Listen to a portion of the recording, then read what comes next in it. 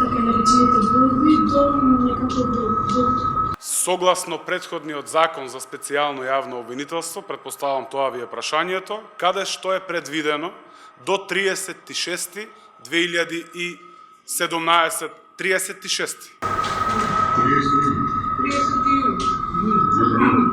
36. 2017 година да прислушкуваните материјали бидат докази. Откако поминува законот, после 36. прислушуваните материјали ќе важат за индиции. Зошто зборуваме дека ниту еден предмет кој што ќе биде превземен од специјалното јавно обвинителство нема да падне, од причина што убедени сме дека постојат и силни материјални докази на кои се засноваат обвиненијата за криминалците внатре во ВМРО-ДПМНЕ. Исконтактиравте ли со БС и со Алијансата по смената на законот по лекување на едната верзија на смената на другата верзија, затоа што тие вчера изјавиле дека нема да го поддржат законот. Сега имаме документ. Дали разговаравте, дали ставате во... Најпрво сакам да кажам дека и вчера министерката Десковска овде од оваа сала на пресконференција кажа на што се однесуваше повлекувањето и предлагањето на законот. Имено станува збор за истиот закон кој што всушност беше претходната вечер усогласен на влада со со направени технички грешки кои што мора да се усогласат во собранието.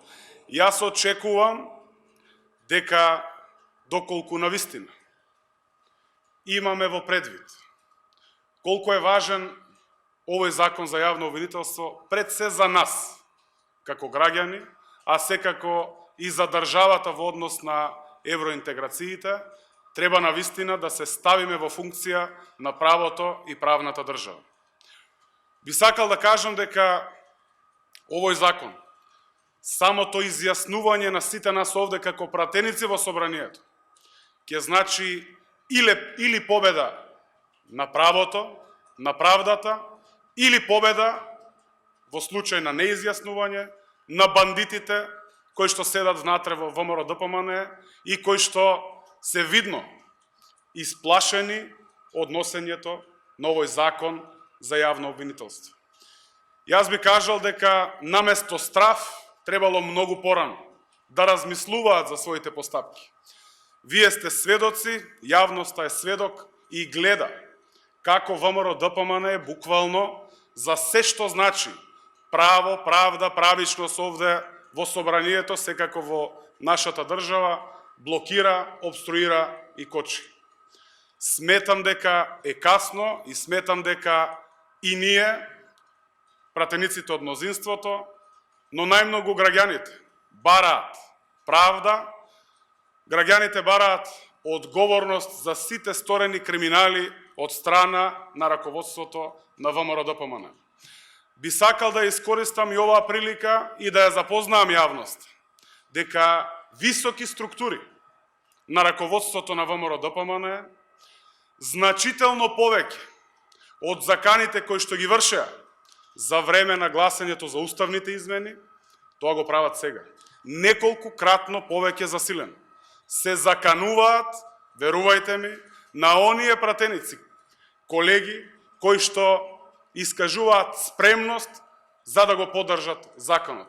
Јавно апелирам да престанат високите раководни структури на ВМРО-ДПМНЕ, кои што се исплашени од одговорност заради нивниот сторен криминал, се плашат од одговорност да престанат да се закануваат на колегите овде во собранието. Република Северна Македонија е демократско општество. Република Северна Македонија е демократска држава.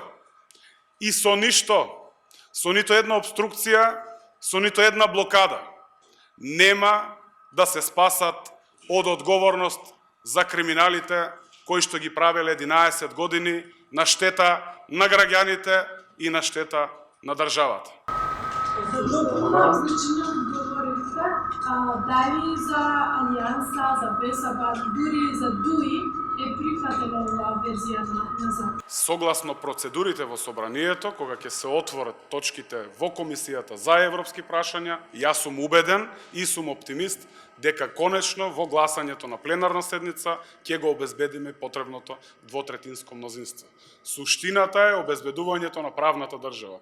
Од тука го црпам оптимизмот. Може да ги гледате диаметрално различната поставеност на СДСМ и поставеноста на ВМРО-ДПМНЕ. Ние се бориме за европска иднина и поставувањето на правната држава, воспоставувањето на правото, владење на правото. ВМРО-ДПМНЕ се борат за спас за криминалците во нивните редови. Јас од тука го црпам оптимизмот дека останатите колеги пратеници ќе дадат силна поддршка и ќе обезбедиме двотретинско мнозинство за законот за јавно обвинителство. Зошто на дневен ред не се става законот за аудио? Секако во однос на дневниот ред, колку што знам, тоа е на претходна седница, треба да се закаже. Јас искрено сум оптимист дека до распуштањето на собранието ќе биде ставен, ќе биде фактички продолжена седницата на која што се наоѓа и законот за АВМУ. Ги знаете промените, за нас дополнувањата и измените на законот, каде што се регулира практично авторските права, кои што треба да бидат и да важат за телевизиите, за реемитување на странски и домашни дифузери, каде што во претходниот нацрт закон предвидувавме одложена примена од 60 дена по именувањето на новиот член, на новиот состав на АВМУ, да ги донесат сите подзаконски акти практично кои што ќе треба да ги усогласат авторските права со новиот предлог на дополнување и измени на законот. Таа одложена примена ја тргнуваме и практично го овластуваме сегашниот состав на АВМУ да ги донесе подзаконските акти, со што мислам дека би се надминал секој проблем кој што е излезен од првиот нацрт закон.